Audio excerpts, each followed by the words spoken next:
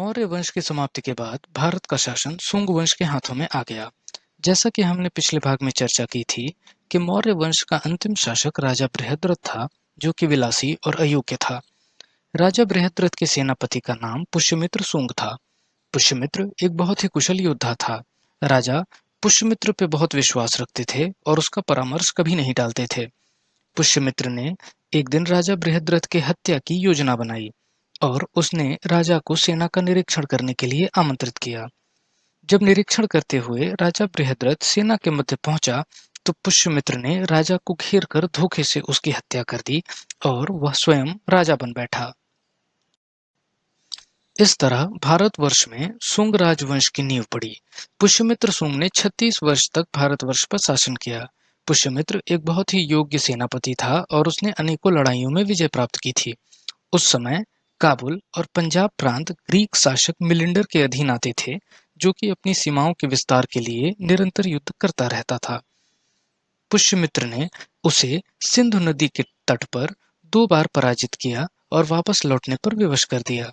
हालांकि कलिंग राज खारवेला ने पुष्यमित्र को युद्ध में पराजित किया और उसके कई प्रांतों पर अपना अधिकार कर लिया।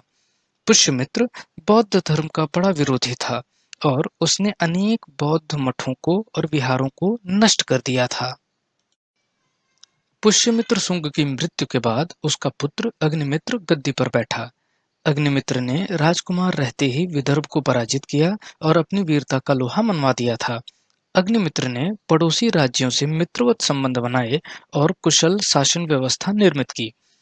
अग्निमित्र ने कुल 32 वर्षों तक भारतवर्ष पर शासन किया।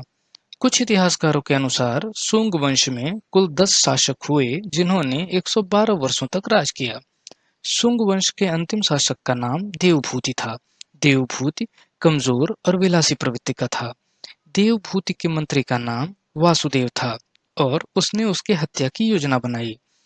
एक दिन उसने एक दासी को रानी के भेष में राजा के कक्ष में भेजकर उसकी हत्या करवा दी और वासुदेव स्वयं राजा बन बैठा।